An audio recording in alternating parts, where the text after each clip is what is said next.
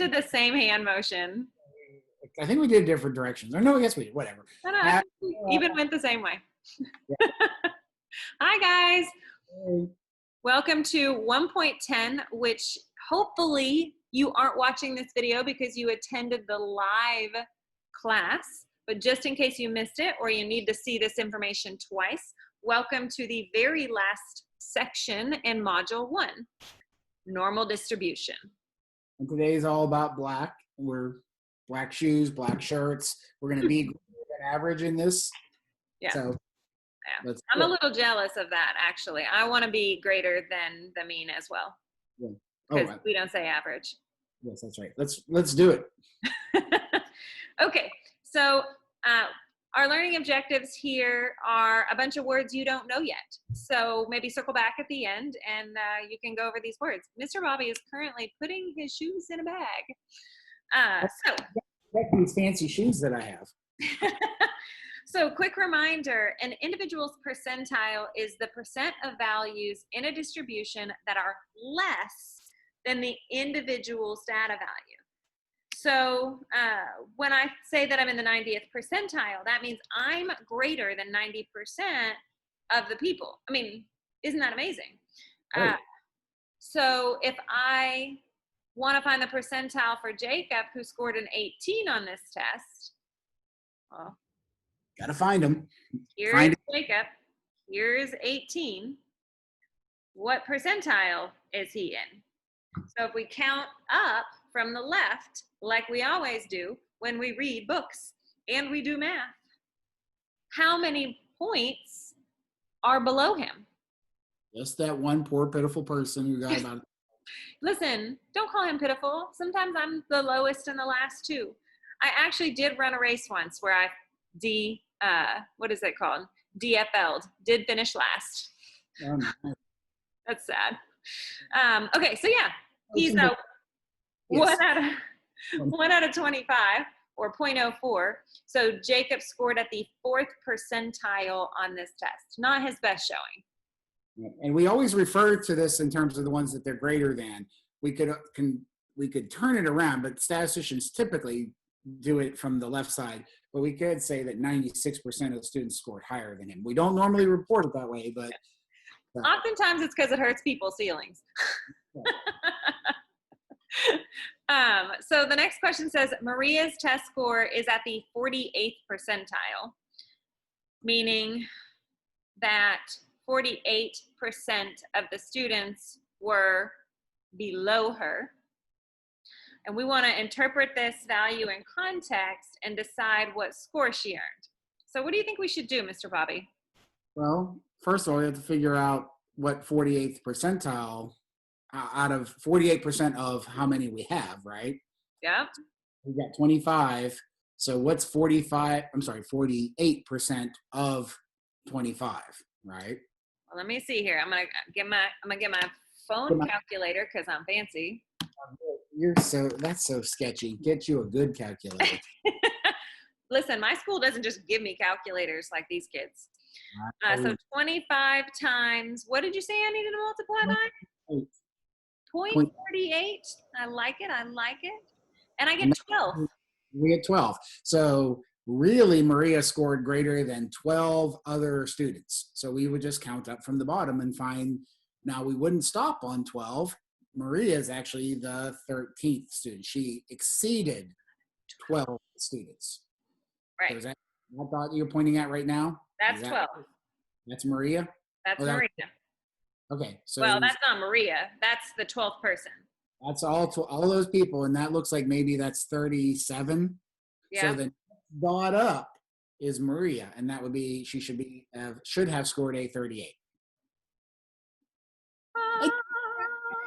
I should like flat. No, I saved that for the. If I had a gold sticker, I'd give it to you.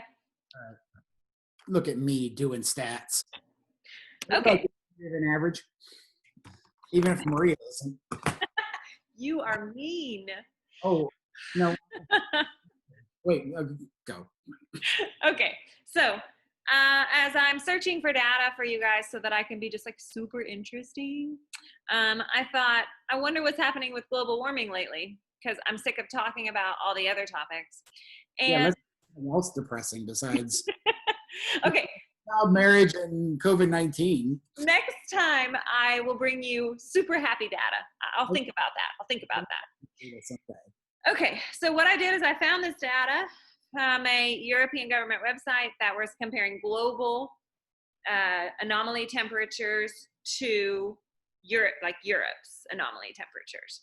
I don't want to compare it to Europe. I just want to look at the global anomalies and see what's happening. So basically what these scores mean is like this dot would be this month, the average temperature was 0.1 degrees Celsius higher than average. And again, Celsius is a pretty big, a degree Celsius is more than we're used to, right?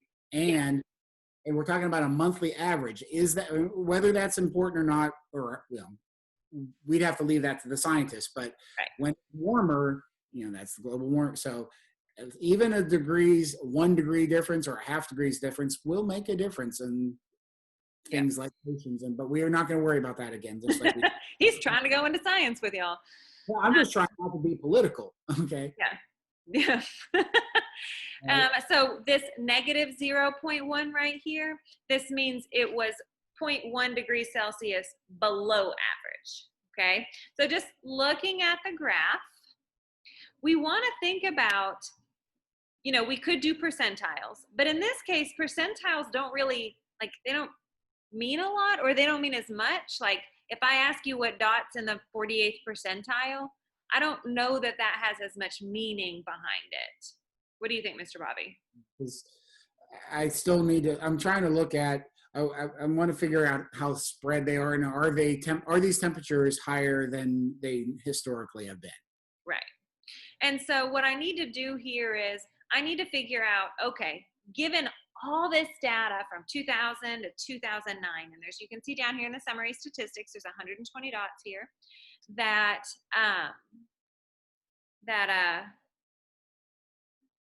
there is a way to find what was a mean of all of these averages. That's a weird way to say it, isn't But it?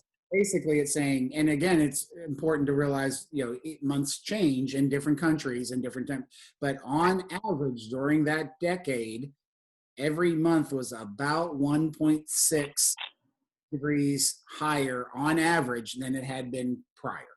Right. Exactly right. So that's kind of the first thing I would do is when I'm looking at this group of data is then I say, okay, well, what was typical, right? What was typical?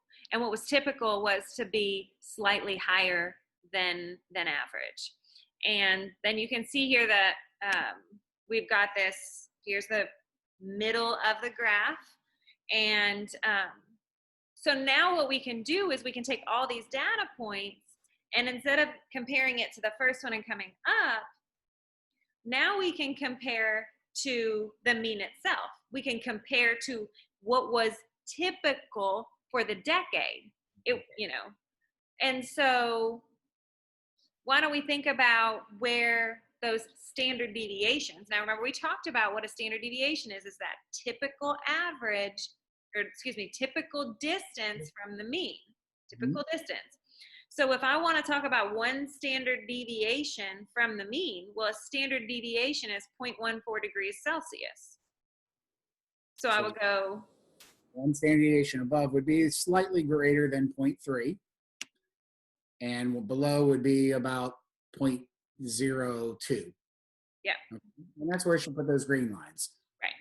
So that is, when we talk about standard deviation, that's one standard deviation on either side of the mean. And we could do that again. We could do a second standard deviation. Why might we want to look at a second standard deviation?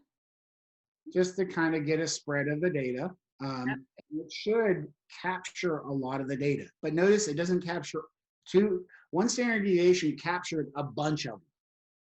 Okay? But two standard deviations captured a lot of them, but not all. Okay? Because some of those points were really close to the mean. Some of them were right at the mean. So there are a few that are way out there, and those ones on the outside are unusually hot or unusually cold months. Right. Yeah. And when they are unusually hot or unusually cold in reference to the mean, Yeah. then we call them outliers. Yeah, perfect.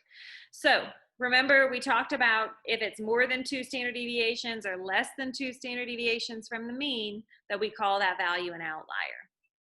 Okay, so we have an outlier here, and then we have 1, 2, 3, 4, 5 more over here. Okay. All right, so about how many standard deviations from the mean is an increase of 0.232 degrees? So from the mean, if we increase 0.232 degrees, how many standard deviations would that be? And I don't know if you have this annotated or not, but I'm going to put it in there. It looks like it's somewhere like right about there. Or I tried to. Why didn't my annotate tool? My annotate tool went away. Anyway, it was where I drew it, like right about, or had my cursor. It's right about there. So it's like halfway between the mean and the first standard deviation. So let's say about half. Yeah, absolutely. So like it falls like around here. And so what you have is about a half a standard deviation. This is actually exactly a half a standard deviation. So when we talk about, when we're wanting to compare data values to the mean, we want to talk about how many standard deviations are they. Well, it doesn't have to be 1 or thanks. It doesn't have to be 1 or 2 or 3 or -1 or -2 if it's on the other side. It could be 0.5 standard deviations. It could be 1.6 standard deviations. It could be -1.23 standard deviations.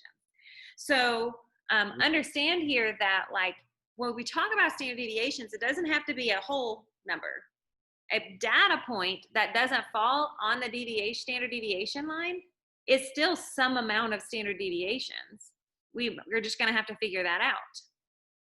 Okay, so how many standard deviations from the mean would it be if there was no anomaly that month? There was no anomaly. It would be 0, it'd be right at the mean. So no anomaly would be where, Ms. Robbie, since you're annotating? Right there, right at the mean. Okay. And then one more question, and this doesn't have to do with standard deviations, but it's important for us later on. About what % of the time was the temperature lower than what was expected? Well, what was expected, we're expecting the mean here, right? Or at least in terms of data. So when the mean is like, in this case, it looks halfway point. So I'd say 50%. Yeah, obviously we've talked about this. The mean does drag to a tail. So if this data were skewed, it might not be in the middle, right? But yeah, it looks like it's approximately symmetric or roughly symmetric. So the mean is going to fall really close to the middle. And so we would expect to see about 50% of the graph less than what was expected. And a lot of times we use that word expected in math or in statistics for that sort of mean value. Okay. So there's a way that we can find the standard deviations without having to like look at a graph and sort of count and try to figure it out. Yeah, I can't do that. Even with that many points, it was hard. Yeah, it was 120. Yeah. That's a lot of counting. I got. Right. So what we can do is we can take the data value and subtract the mean from it. Now, Mr. Bobby, when we take the data value and we subtract the mean from it, what is that? Like this numerator portion of the formula, what is that finding? That's finding the deviation from the mean. Yep, so we already talked about that in a previous video. If I take the data value and subtract away the mean, now I've got the distance or deviation from the mean. So if I now divide by the standard deviation, what's that going to give me? It's going to give me how many standard deviations from the mean it is. Right. And the numerator could be positive, because if the actual value is greater than the mean, that would be positive. But when those points are below the mean, that value will be negative. Right. So What we have here is called a standardized score, which we have referred to or going to refer to as z-scores, okay? A standardized score is for a particular data value, and it's when you are trying to decide what the data point's relationship to the mean is. There's a lot of reason we want to standardize these scores, and we're going to talk a little bit about that. But I do want you to understand that percentiles and z-scores, they are similar to each other because both of them are helping you understand to compare relative positions within the data. This is z-score. This is z-score. Z-score. Z-score. That's enough of that. No, won't do that again. I'm sorry. Okay, so I could probably clear my annotations here. All right, so let's go to 2010 to 2019. So I don't know if you noticed or I said, I can't remember, the last graph was from 2000 to 2009. It was that decade from 2000 to 2009. Now we're looking at the decade from 2010 to 2019. Take just a moment and sort of think about the implications of how the mean changed and how the standard deviation changed. Remember, it's not our job as statisticians to draw big conclusions and explain why things are happening the way they're happening. But I hope you have a whole eyebrow going up right now. Like, what? Old. Do what? But I'm glad I'm old. It's not my problem. Shut your face. It's all of our problems. Okay, so you can see here that there is a mean of 0.396. And I don't think I annotated this graph. So do you want to annotate where that is on the graph for us, Mr. Bobby? Right about there. That's the mean. Okay. And I would say if I were going to describe this graph, would you describe it as approximately symmetric, Mr. Bobby? Yeah, it's pretty balanced. I don't see like anything really out of outer space. Yeah. So I would expect that about half the data points are going to fall on the left and about half are going to fall on the right. Just kind of give me some idea of what's happening within the data here. And I've got a standard deviation of 0.183. So if we think about, how to mark that on our graph, we would increase from 0.4 up. That would be one standard deviation. And then we could go 0.183 up again. Oh, and that would give us our two. Oh, you went the left side. That's okay. You went the other way. Yeah, that's fine. Okay. Yeah. So mean plus 2 standard deviations. And when we go to the left, it'll be mean minus standard deviation. He's showing you kind of the math there behind how you would find those. And I'm approximating it. Don't judge me if my numbers are off. And then, yeah. Okay. Okay, so just sketching it out, this is what it looks like. Remember, he didn't pull any calculator business. So now the question is are there any outliers? So how do we determine, given this graph and this information, this summary statistic, if there are any outliers?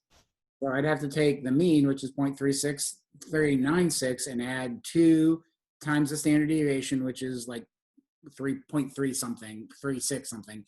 Add that to it, and then subtract that 0.36 something from the mean. And that would give me the bounds for my outliers. Right. So the mean plus 2 standard deviations above should have been 0.762. So I would say his line is very well placed. Good job. And so you can kind of see here, there are definitely data points above 0.762. There's a couple of them here.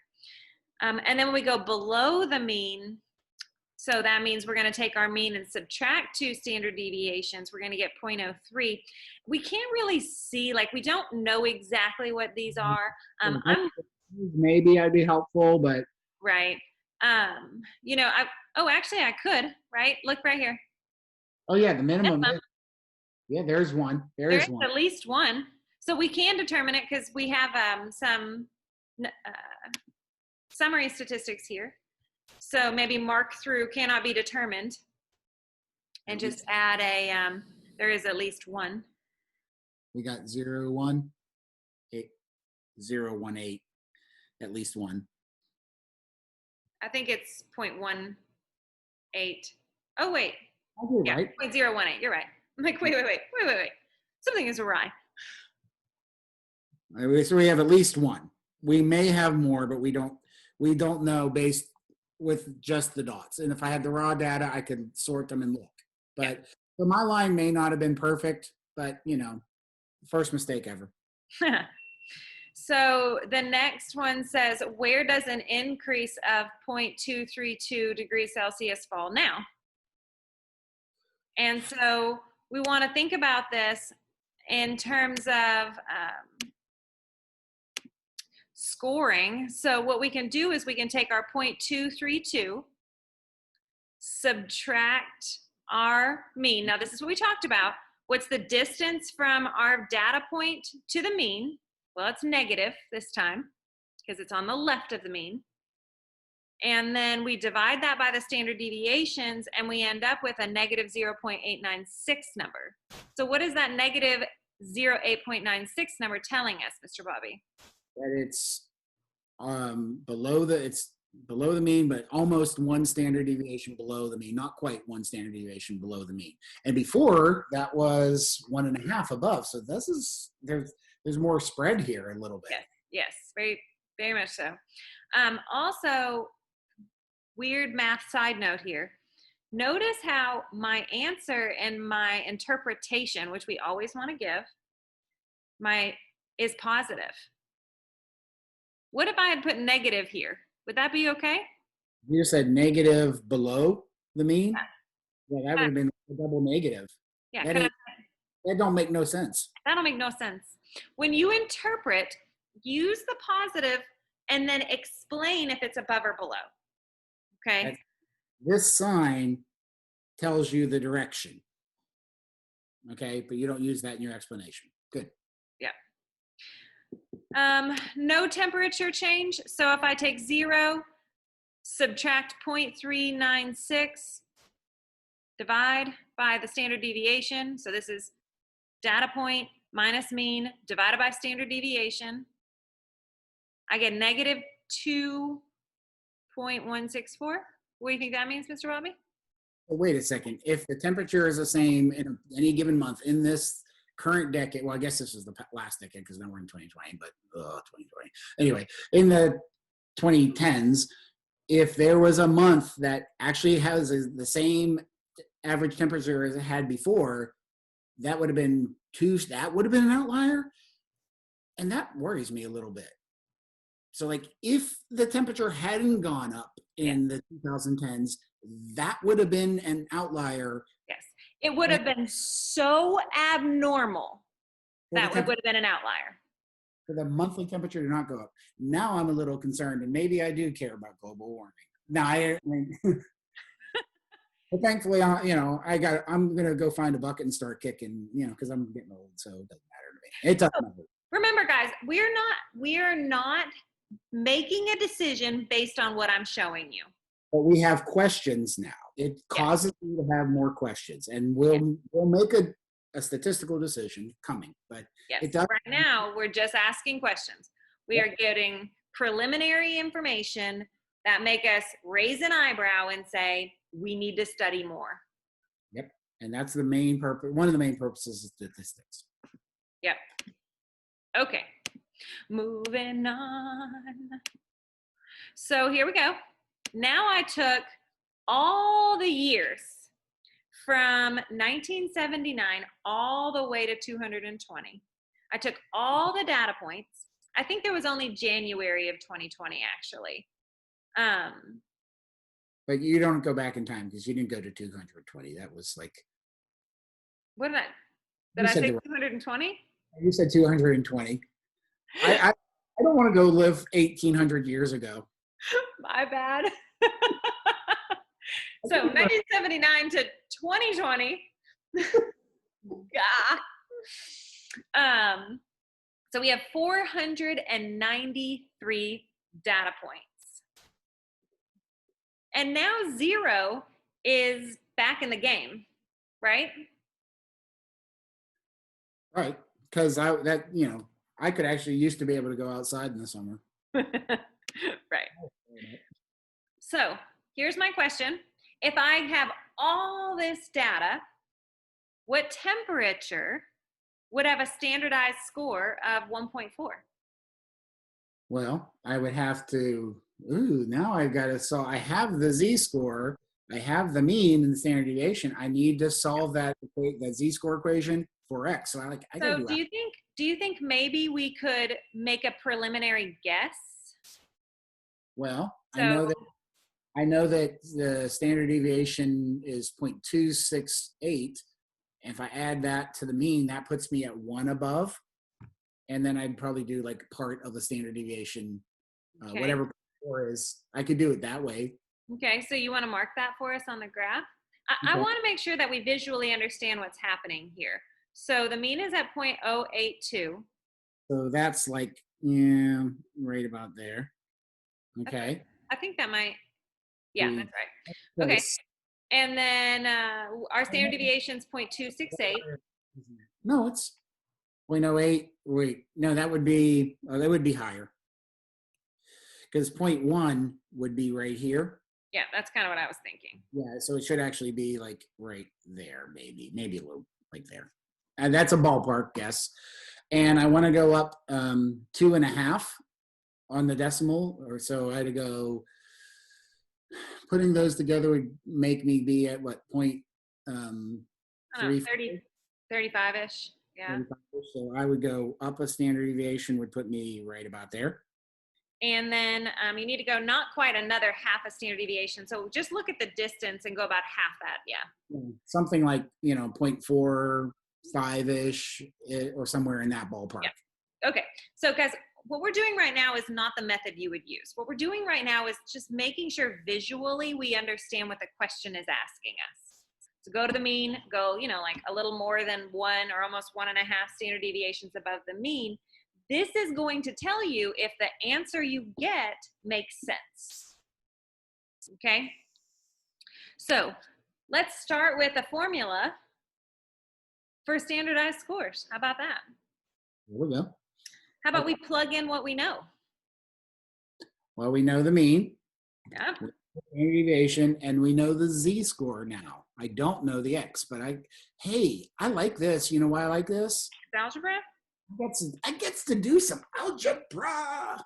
Okay, so I'm going to plug in mean, standard deviation, and I'm also going to plug in the z-score that they gave us. Remember, z-score is standardized score. That's what that means. I'm going to multiply both sides by 0.268 to undo the division. Oh. What's happening right now? I just messed up my everything. Go ahead, keep going. And then after I multiply, I'm going to get x minus 0.082 is equal to 0.3752. And then I just need to add over the 0.082, and that's going to give me about 0.45 degrees Celsius. Is that what we said? That's about where I ended up, yeah. Yeah. Virtually. And I want to just, I was trying to write it the way that it actually appears. She wrote it horizontally. Yeah. This might make, if you visually write it as a fraction, that might help you to see what she's doing algebraically. If you write it at that z-score formula as a fraction, when she multiplied by the 0.268, that eliminated the fraction, and then it was a linear equation. Okay. Will you just for all of our sake make that 4.1 a 1.4 just in case people are taking notes? Oh, I'm so sorry. Yes, that is used for that.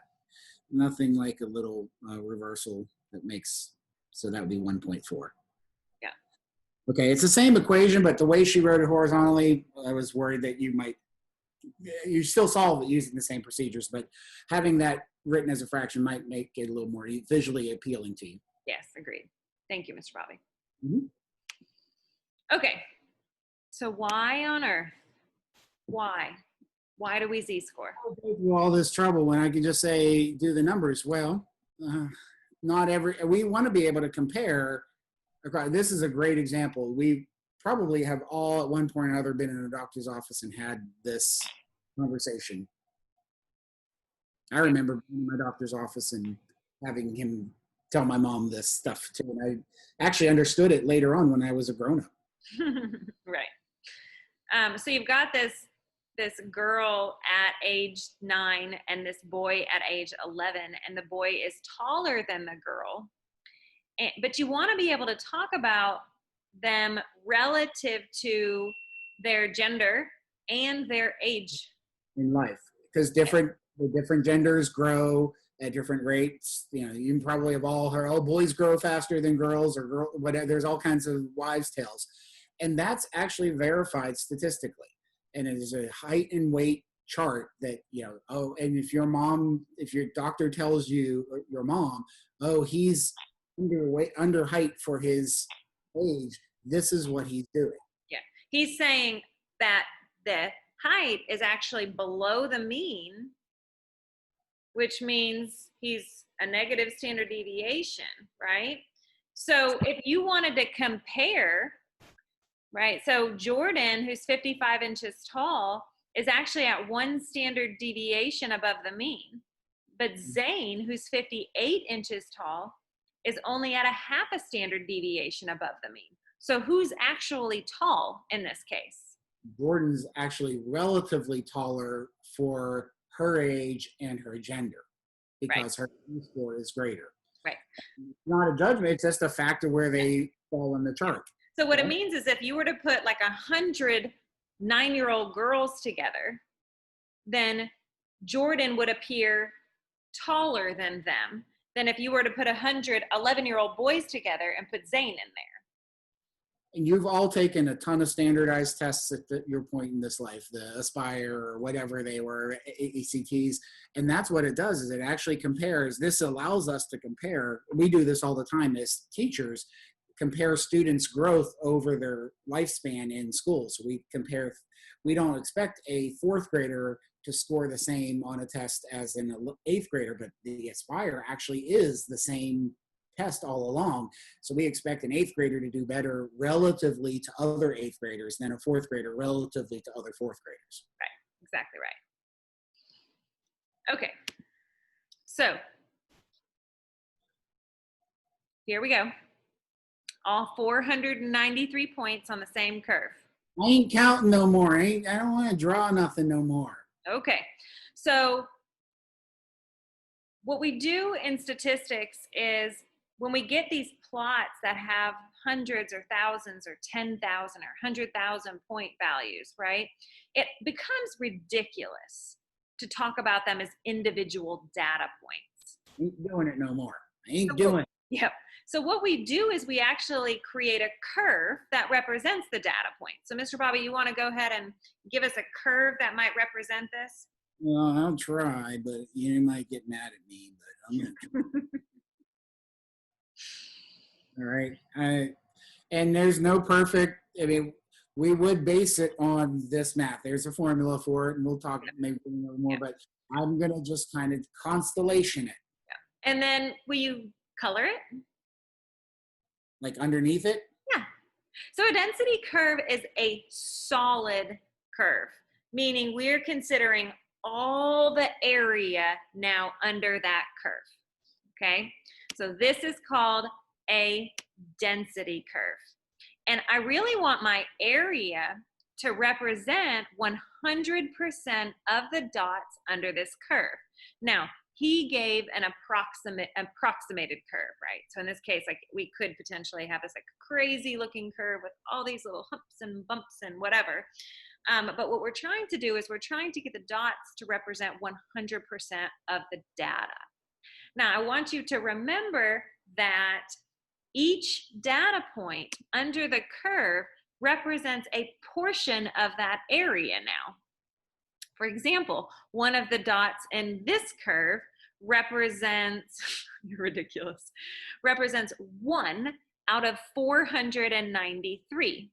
So that means one single dot, 1 out of 493, represents 0.2% of the area under this curve. Oh my gosh, Mr. Bobby. So why do we want a density curve? What's the point of it moving into a density curve?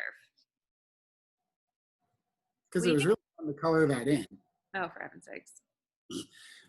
But I can find, now, this actually makes me happy.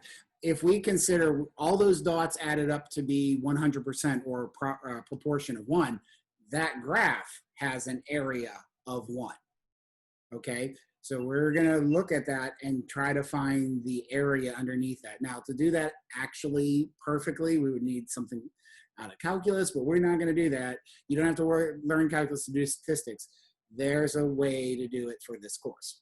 Right. So the density curve is a curve that is always on or above the horizontal axis, like you see here. And the area underneath the curve is always 1, representing 100% of the data. And what happens is this area is now going to estimate the proportion of all observations that fall within an interval.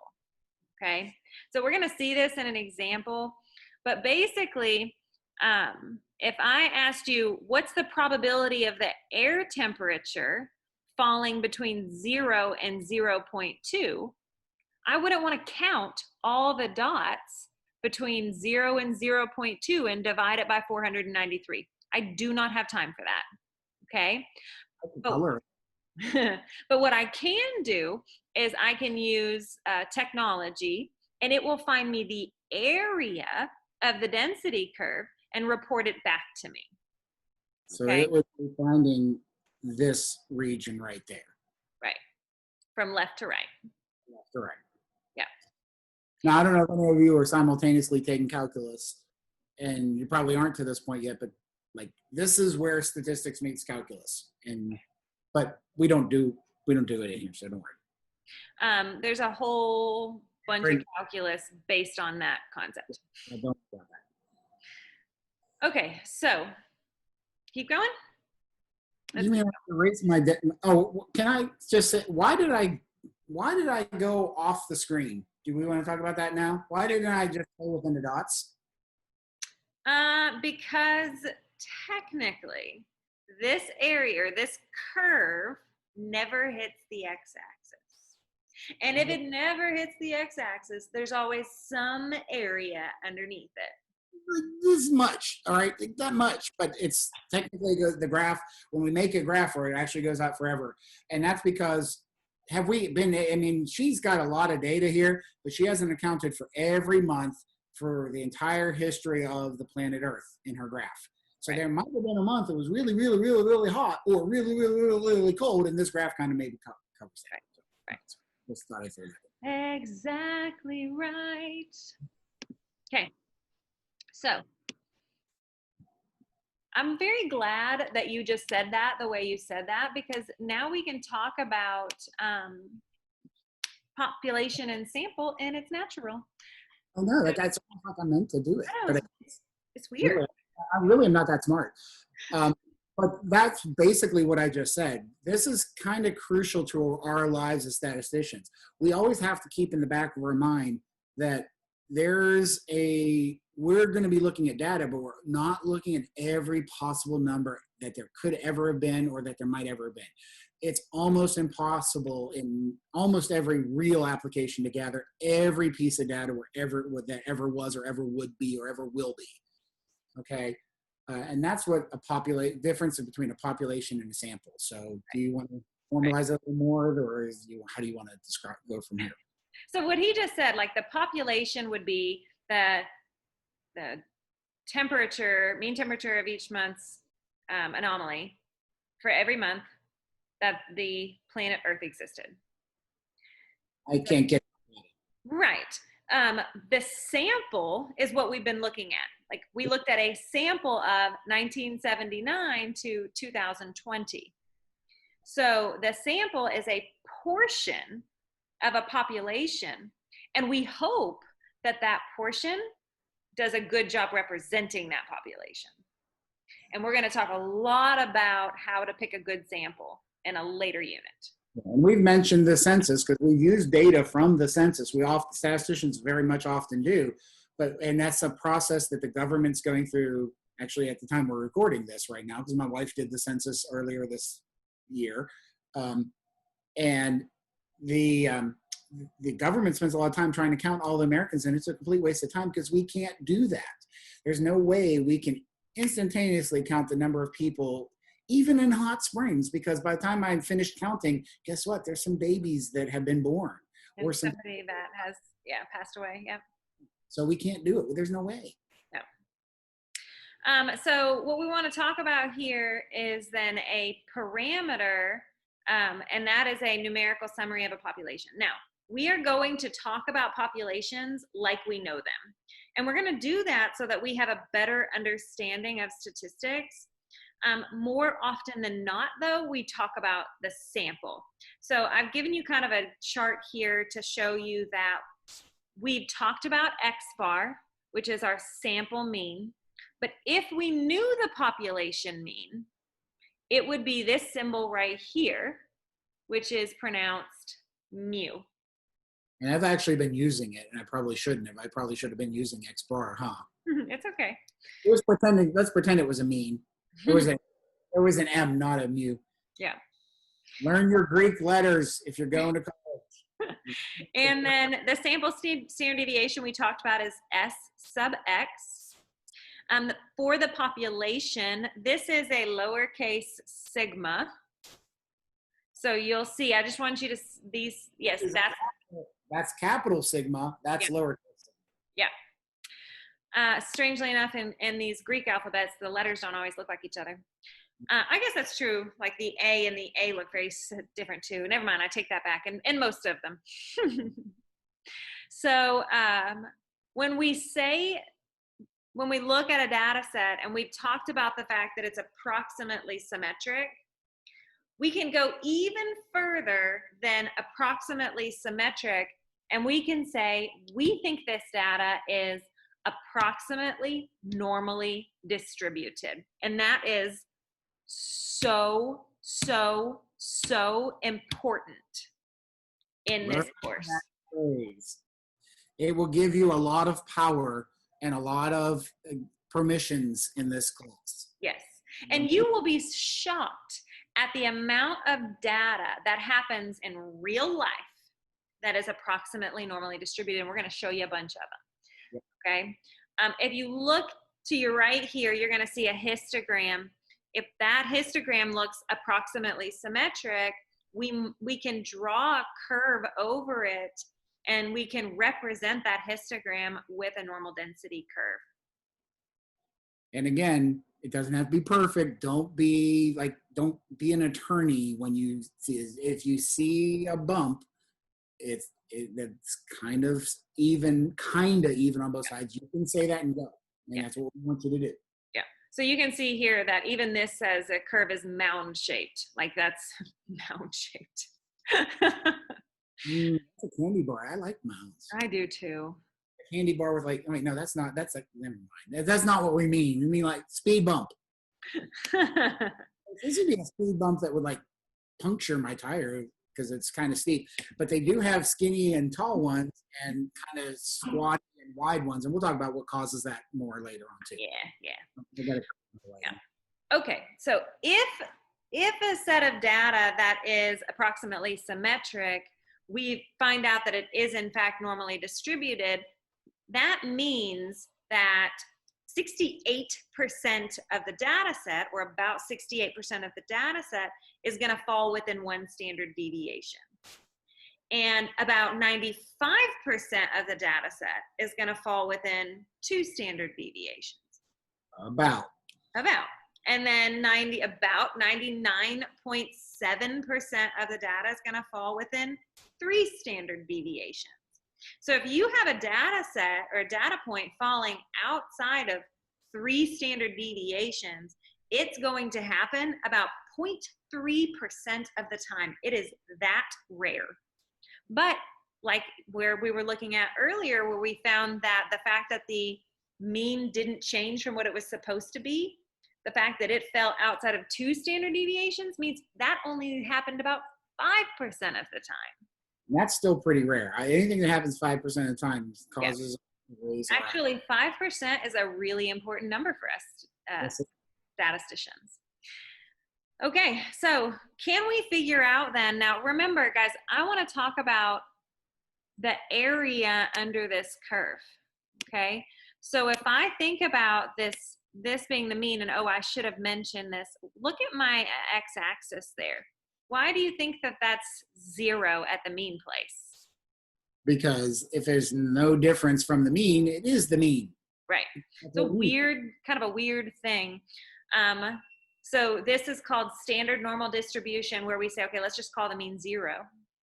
And then 1 standard deviation to the right, 2 standard deviations to the right, 3 standard deviations to the right. And then notice when you go to the left, they're negative. -1 standard deviation, -2 standard deviation, -3 standard deviations. Okay. So if I wanted to talk about what percent would fall in each of these regions, I could do that now. If 68% falls within 1 standard deviation, then how much would there be from 0 to 1? Oops. 34, or half of the 68%. Yeah. And then from 0 to -1 would be the other half. Now remember, we talked about the fact that normally distributed means it's symmetric, meaning you're going to have the same amount on the right and left side, which is why I kept reminding you earlier that 50% would fall below and 50% would fall above. Okay, so what about the 1 to 2 standard deviations? What about that region? How would I figure that out? Well, I know that there's 95% from -2 to 2, but in the middle between 1 and -1 is 68. So I got to take 68 away from 95. Okay, so if we do 95, I just type 65, 95 minus 68, we get 27. Okay, that means in those like middle pinky purpley regions, there's 27% in those 2 strips together. Right. And so those 2 have to add up to 27, and since they're symmetric, they both have to have the same amount. So I got to take 27 and divide it by 2, which, oh no, that's like a decimal. That's like 13 and a half. So yeah. This would be 13 and a half, and this part would be 13.5. Okay? Okay, so now what about the region from 2 to 3 standard deviations? Could we figure that out? Well, I now between -2 and 2, I have 95%. That means outside of it, I've got 5%. But that's actually, wait a second. Now I have to do 98. Those purpley regions add up to 99.7. So I got to do 99.7 minus 95. That's how much is in that purpley region, and that's 4.7. Mm-hmm. Math with decimal. I know. That's like, 2.35. Yeah. Okay. So 4.7, those purpley regions together add up to 4.7, and half of that would be 2.35. So each of those purpley regions would be 2.37. Now, guys, it's rare actually for us to ask for this region. Normally, we're both writing it. Normally, what you'll be asked for is how much is beyond 2 and before -2. And so if you were talking about that, go ahead, Mr. Bobby. I was going to say, no, you're right. We just want to know like a benchmark. And that's where they were saying, and they do this with intelligence, and they do this with blood pressure. And this is when medical professionals decide if somebody has health issues. If your blood pressure is higher than 95% of the people, they might put you on blood pressure medicine, yeah, or cholesterol, or whatever the case may be. So if we're talking about anything that's an outlier, anything beyond 2 standard deviations in either direction, that's going to happen. So to 2 standard deviations is 95%. So outside, right, outliers are going to occur about 5% of the time. Outliers are going to occur about 5% of the time. And that's going to happen at 2.5% of the time above. Yep. And from here over 2.5. Yeah. We could have So combined, it's 5%, but it's only 2.5 on either side. So if you're 2 above or 2 below, you're in a weird situation, and then that's an indication that something might be wrong, like a blood pressure or cholesterol or whatever. So if you are 1 standard deviation above the mean, what's your percentile?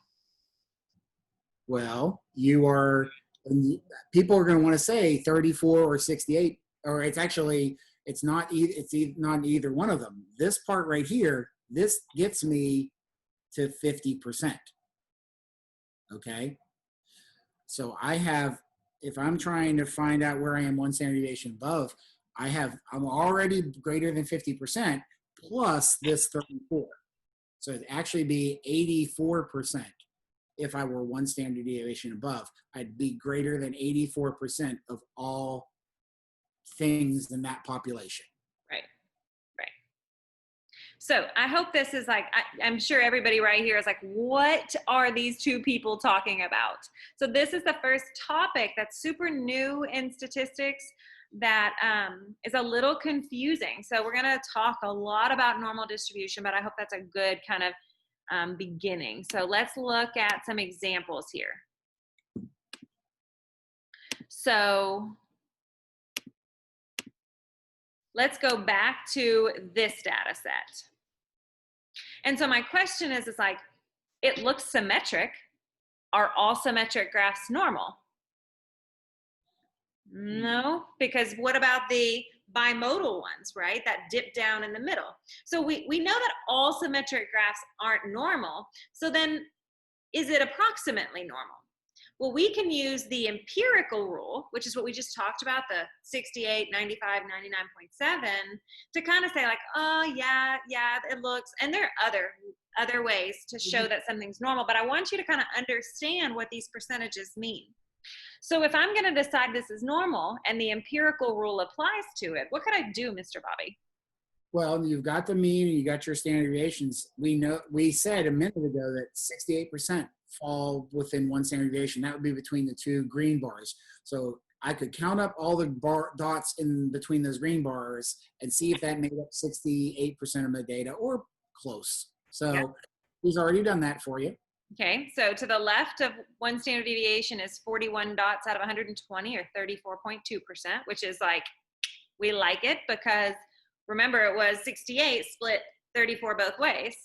And then to the right, we have 45 out of 120, which is 37.5%, which is a little high.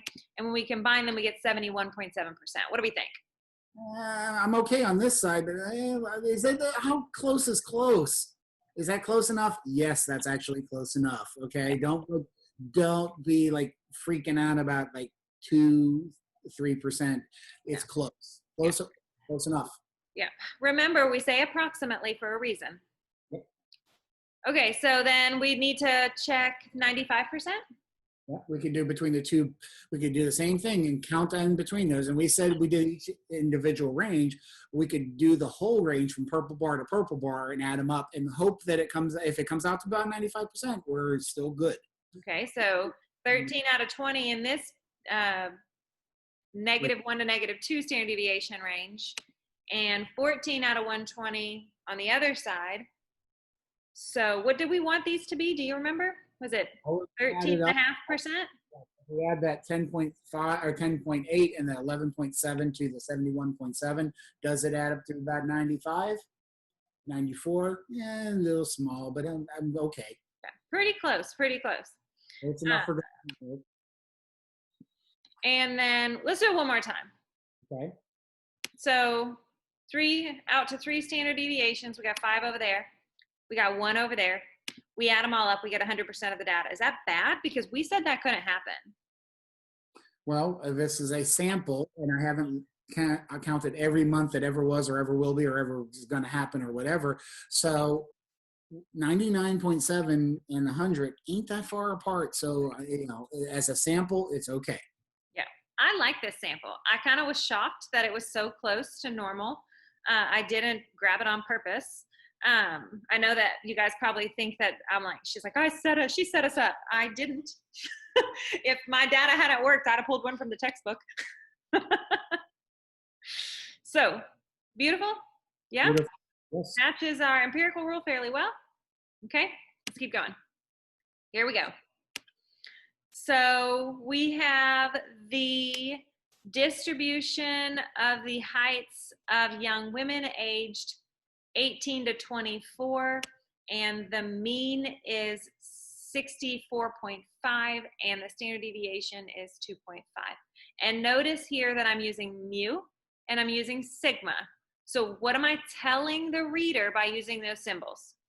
All women in this planet, who ever were, ever will be, and ever was, have a height of 5', 4.5", and with a standard deviation about 2.5 inches. So do you think they measured every woman that ever existed? No, but they're making a generalization that this is what we believe based on a lot of data. Okay, right. Now it's probably not exactly that, but it's good enough. We have enough data that's happened over a long enough period of time that we're pretty confident that if it ain't this, it's pretty daggum close. Yeah. Okay, so the first question wants us to sketch the normal curve that approximates the distribution of young women, and we want to make sure that we have 3 standard deviations from the mean. Miss Robbie's going to do this, and then I'm going to pop up the that would that I be generated. Oh, that'd be 64.5. And then, go ahead. You do it. If you got it drawn already, that'd be much better than. I have drawn. So what's going to happen here is you're going to sketch a normal curve just like you saw him do. It doesn't have to be perfect. Underneath the peak, though, right underneath the peak, you need to have 64.5. And then you're going to count plus 2.5, plus 2.5, plus 2.5 to go 3 standard deviations. And then go back to your mean. Minus 2.5, minus 2.5, minus 2.5, and that's going to get you a curve that looks something like this. Wow, you have mad art skills. Thanks. Then the next question says, about what percent of young women have heights less than 69.5 inches? Less than 69.5. So I want all of this all the way up to here, except not that part below. Okay. So this I have to figure out, how can I find the area of all of this like mess? And I'm not going to do what I did before in color. Because she would yell at me. Well, I kind of hope that you see pretty quickly that 69.5 is 2 standard deviations above the mean. So if I know it's 2 standard deviations above the mean, what could I do? I could try to use the empirical rule. But now I got to be careful because what you told me a minute ago comes to my mind is, 95. So if I answer 95, I'm missing something. What am I missing if I say 95%? So remember, when we say 2 standard deviations, it's from the mean. But we're wanting to count from left to right in this case. So we're really more percentile mentality right now. Yeah. When I said 95%, it's between those 2 blue bars, and I've forgotten that little tail on the left. Yeah. Okay.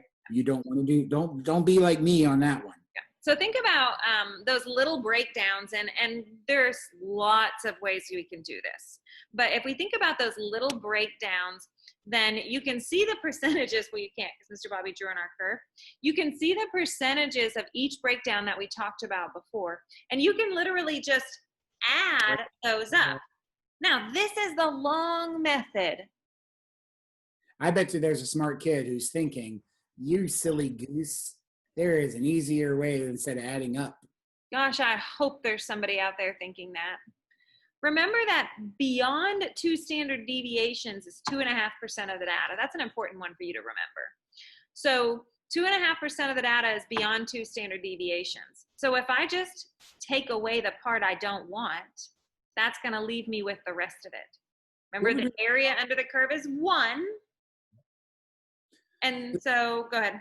I was going to say, this is like those ACT problems where there's a box and there's a circle inside of it, and they shade between the two and say, find the area of the shade region, you go do the box minus the circle. That's what we're doing here. Yeah. So we're going to do 1 minus 2.5, and that's going to give us that 97.5 a little easier. Same thing. Whatever's quickest, whatever makes you feel pretty, do it. Yep. Now, All right, I'm going to defend Kedron. You're just a bad, bad mom. I hope you got her permission for this. I did. So this is my actual daughter with her actual dog. Okay, we're standing on Pinnacle. She is 19, and she is actually 4'11". Like, this isn't me making anything up. Like, this is the actual truth. So my question to you is, can you verify that she's unusually short? Now, if you were standing next to her, she would feel unusually short. But 4'11" on this graph needs to be converted to inches. So 4'11" is 59 inches tall. So Mr. Bobby, where on our graph here is 59 inches tall? That's like down there in that little tail on the low side, below 59.5. Yeah. So it's not falling on a perfect standard deviation. So I have to decide how to answer. Okay. Mr. Bobby yelled at me for my answer because I didn't sound like a stats person. What would you say if I told you, she's falling in that 2.5 tail as a statistician? If I found her Z-score, I could say she's taller than like 2% of all women, and that would make her sound like accomplished. No. So you want to give a response. And remember, we talked a little bit about this, like, as a statistician, being able to say things so that people understand your math. And so what I said is she is shorter than about 97.5% of the women in her age group. By the way, when I was working through this, because I never have before, and I told her that, she was not super excited. But I think it's interesting. It's a unique characteristic. What are you doing? Tracy's taking a break and let the dogs out. And I didn't think you wanted to hear the corgi. Oh, okay.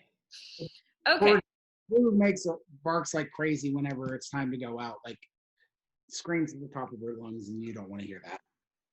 Okay, so Mr. Bobby alluded to I could find her Z-score, and then maybe I could get a better answer. Okay, so here's how you could find her Z-score and get a better answer.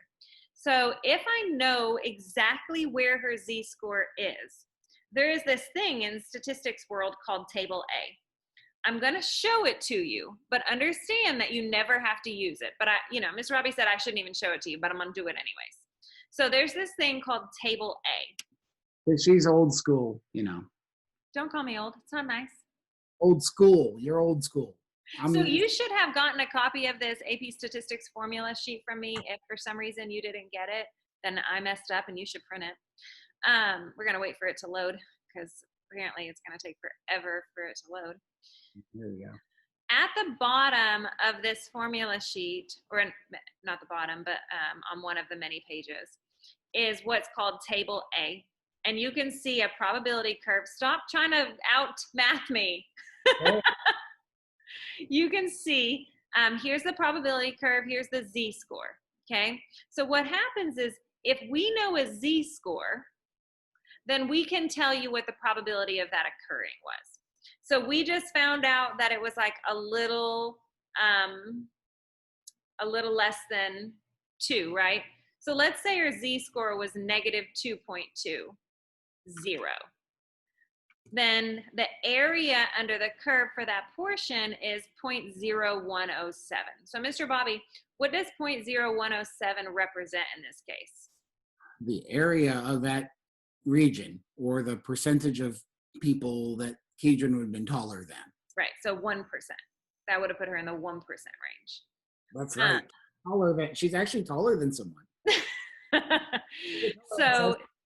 So that's how table A works. Is inside the table is the probability that, or the area under the curve, the percent that's occurring.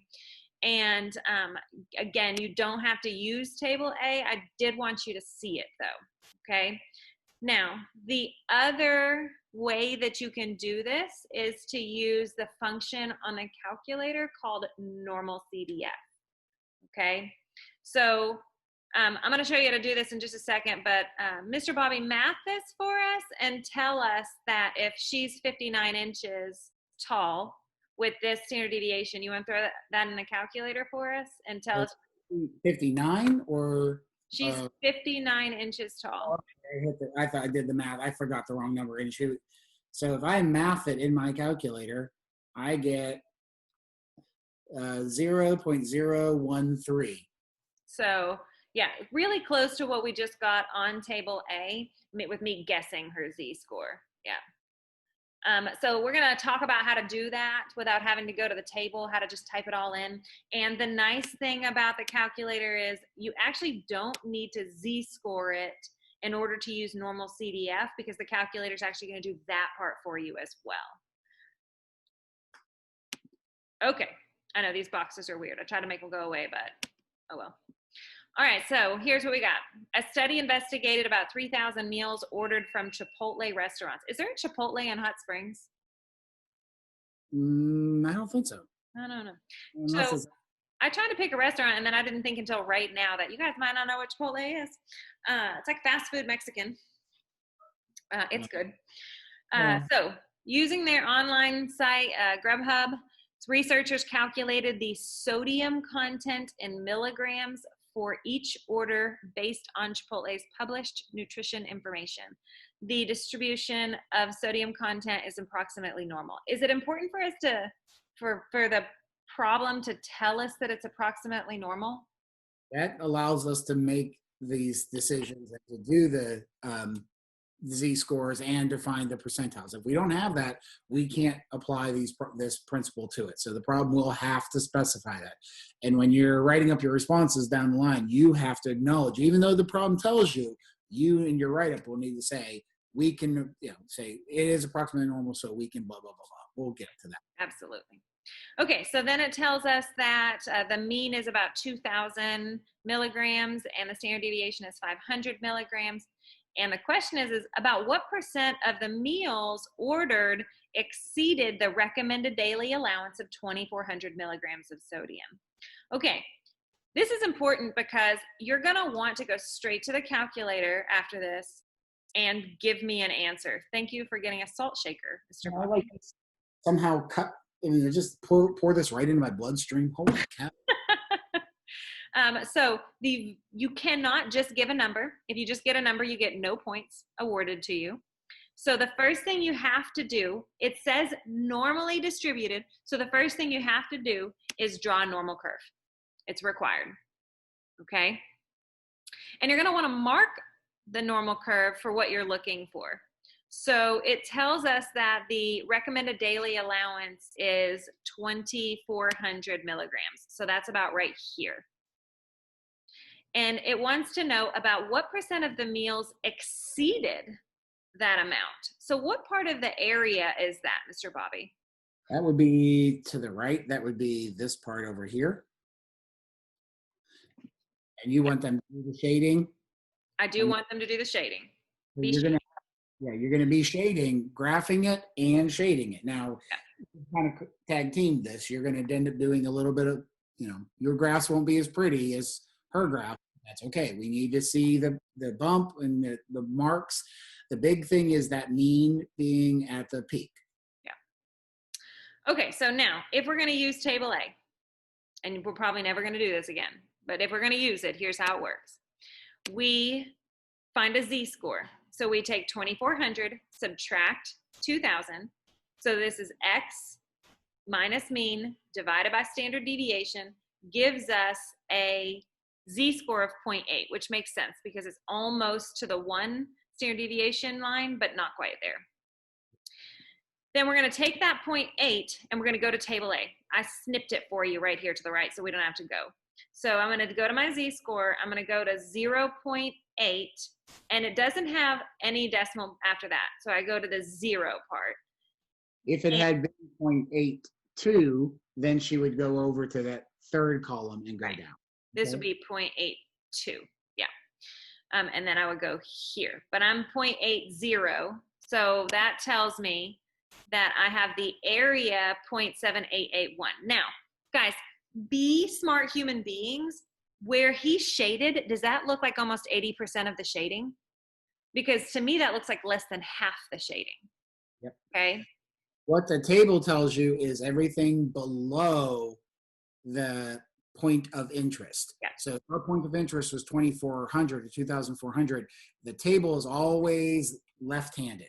Okay. Right. It tells So me that.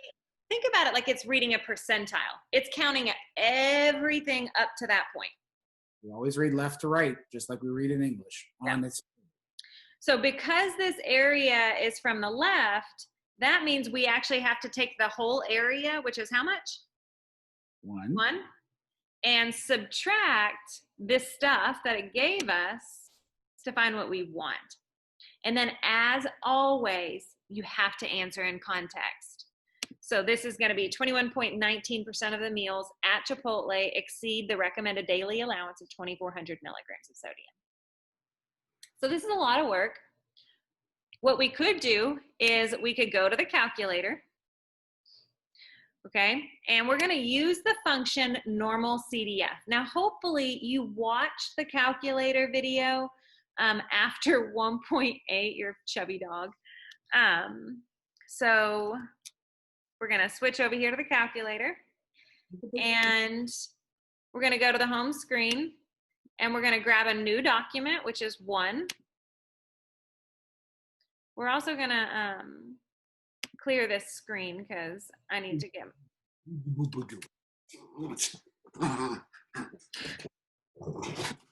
Okay, so now the screen's cleared. You hear her running off. All right, so we're going to add a calculator page. We're going to go to menu. We're going to go to statistics.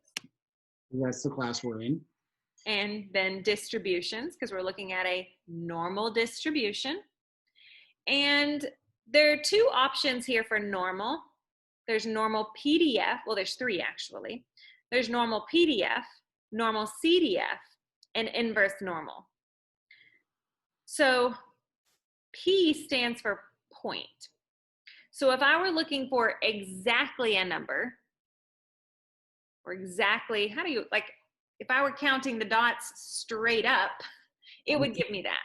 Yeah, but there's no width there, so there's no area there. Right. We want cumulative distribution. This gives us the area.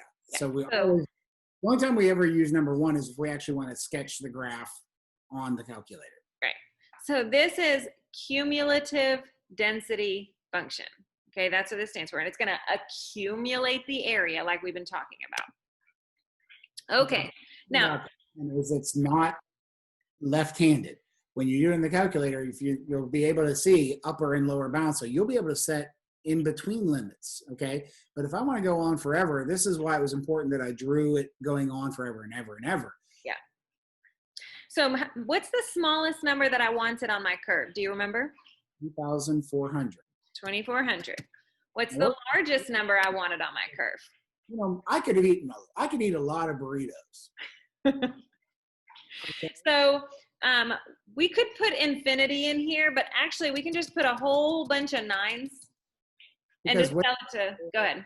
That's a lot of burritos. But way out to the right, there's going to be a point where, I mean, there's just a little bit, there's like this much area, remember? So it's not really going to make much difference for us. So if you're wondering how many 9s, or you're currently counting the number of 9s I typed, please don't. Just type a bunch of 9s, okay? Yep, a whole bunch of 9s. All right, so the mean was 2,000. 2,000. And the standard deviation was 500. And that's going to give me, boom, the answer. Yeah. Now it might be off a little bit from a decimal point, like in the 5th or 6th decimal, but that's fine. As long as it's close is good enough. Trying to get back to my, I think it's here. Should have closed all that stuff. Okay, now I know what you're thinking. You're thinking, okay, I'll draw the curve and I'll tell her the answer. No. You have to tell me how you got your answer. So if you got it from the table, you're going to find a z-score, and then you're going to give me the answer. If you get it from the calculator, you're going to tell me normal CDF You're going to tell me what you used as your lower bound, what you used as your upper bound, what you used as mean and standard deviation, and then you're going to give your answer in context. Okay? Now, I cannot stress this enough. If you write 21.19% and there is nothing else in the big blank space you would get for this problem, I'm going to mark it wrong and move on. And not feel the least bit bad about it. I'm not. And this could be a big point question. You need to have the graph, the shading, the normal CDF, lower bound, upper bound, mean standard deviation, and answer in context. All of those pieces are key. You know, we ain't going to ask you to do this like 17 times on a quiz, but if it's going to be asked once or twice, you better do it right, because every question is going to have a lot of points. Okay, now if you mess something up, you can still get partial credit. For example, suppose you reverse them and put, the mean is 2,400 and the lower bound is 2,000. You might still get partial credit. You'll get more credit for a wrong answer if you show all your work. So yeah. Sure. Okay, so we got this tennis player. His first serve speed is given normally distributed, which means we're going to draw a curve. You can't say his name. Novak Djokovic. There's the he's normally distributed, so we're going to draw a curve. He's got a mean of 112 miles per hour and a standard deviation of 5 miles per hour. We got to get through this video. This is the longest video ever. Okay, so the first thing we do, because we see it's normally distributed, is we draw a normal curve where we have the data points on there. Okay, then we want to know how often he serves faster than 120 miles per hour. Okay, now I'm going to pause the video. You're going to pick up your calculator and you're going to attempt to answer this question. 3, 2, 1, we're back. Okay, so you should have gone to the calculator, normal CDF. Your lower bound is 120 because you want everything faster, so 120 should be the slowest. Your upper bound is a bunch of 9s, and then your mean is 112 and your standard deviation is 5. And your answer in context sounds something like this guy whose name I can't pronounce, his first serve, is faster than 120 miles per hour about 5.5% of the time. So you should have gotten 0.055 from the calculator. And this solves the subtracting for one thing that we had with the table. So it's much. Right. And make sure you came over here and you colored in that 120, you want everything faster than it. So it would be out here somewhere. Yeah. Now, guys, I know what you're asking. Do I have to draw a curve for every question? Yeah, you do. Because every question has a different area you're looking for. Okay? You don't have to mark every one of them. If it only asks you one, I could have just marked 120 and gone. We're having you write this out so you can we're driving home those standard deviations. So do that for now, but later on you won't have to label every point on the back. Okay, now pause the video and go ahead and do B and C. We're back. Okay. So slower than 100. So slower than 100 is everything before 100. So now you have to change your lower bound. And I hope you thought about this because I didn't explain it yet. But if you put 9999999 in your lower bound without a negative, it's no longer lower. Like it probably yelled at them and called them bad names. Got it. Okay, so we got the negative in front of it this time because it's got to be lower, a lot lower. And then upper bound is 100. Our mean is 112. Our standard deviation is 5. And you should get a teeny tiny little area because I'm seeing where it is over here. And so you get that his first serve is slower than 100 miles an hour, less than 1% of the time or 0.8% of the time. So very, very rarely. Part C, what proportion is it between 100 and 110? I hope you realize that your lower bound would be 100 and your upper bound would be 110. And this time you should have gotten that happens about 33.6% of the time. Okay. Okay, and I did a not a great thing here. The question said what proportion, and I answered in percents. Oh, yeah. So that was shame on me. I even did that on purpose to have this conversation. If it says percent, give percent. If it says proportion, give a decimal. Okay, so this should be 0.336. In your mind, you can translate. We know you can translate between the two, but you really do want to read this word versus this word. And that could be a difference between, remember when my wife started talking about the E and the P, that could be a difference between an E and a P.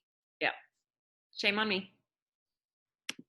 Okay, let's talk about low birth weights. So I'm actually not going to talk at all. And I shouldn't have this curve here. I didn't animate it, and I should have. I want you to read the problem and see if you can find part A. We're back. Okay, so we're looking at what percent of babies would be identified as low birth weight, which is defined in the prompt as less than 2,500 grams. So what you type in the calculator should be a normal CDF, where your lower bound is really, really small. Your upper bound goes all the way up to that 2,500 grams. Your mean and standard deviation are given in the prompt, telling you that about 1.1% of babies will be identified as a low birth weight. And then part B says, between what two heights would the middle 50% fall? Now this is a challenge. Middle 50%, we've heard that before. What is middle 50%, Mr. Bobby? That was the interquartile range. Yep. This question is asking for the IQR from a normal graph, So where do you think, can you shade the region for us where you think about 50% would happen? Now remember guys, one standard deviation on either side is 68%, so that's too much. That's too much. So it's got to be somewhere here to here-ish. And I'm not doing it perfectly, but it's got to be closer, because that 31.57 and the 41.79, that represents 68%. So it's going to be a little closer than that. So I don't know, maybe 3,300 to like maybe 3,900, something like that is a bit, but I don't know how to find it. Right. So the calculator function that I showed you finds the area under the curve. So then what do we do if we're given the area under the curve and we want to find the value, right? We want to do the opposite. So really quick, if I want to find this score right here, that means I need to know the area of everything that leads up to it.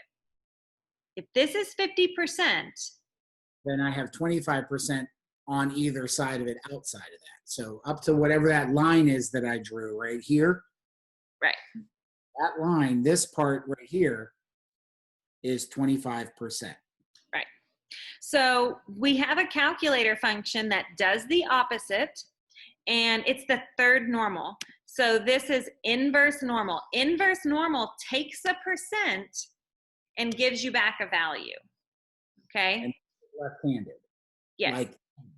And this is left-handed. So our first area is going to be 0.25, and it's going to ask us for mean and standard deviation. So 3,668, 511.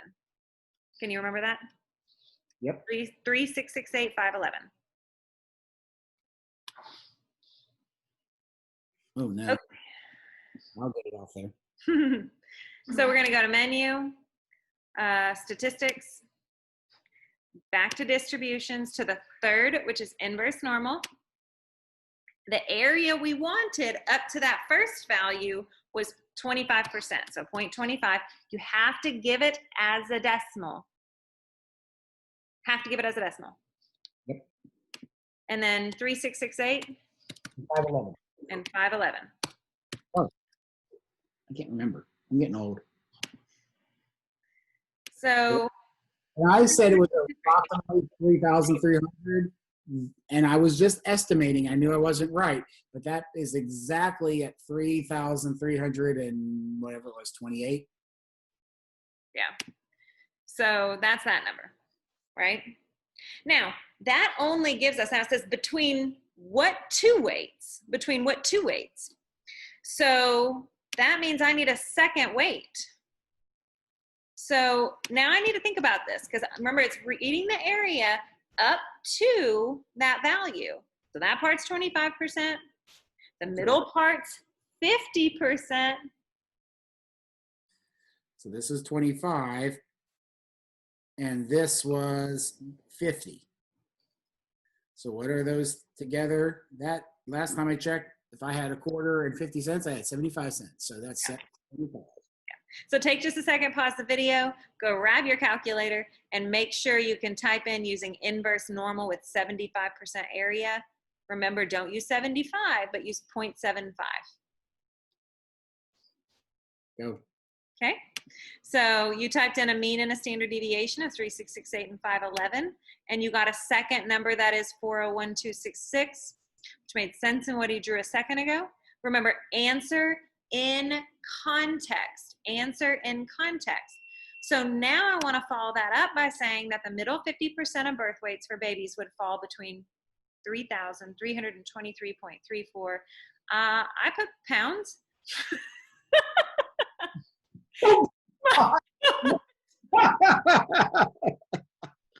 Oh, that's a big old baby.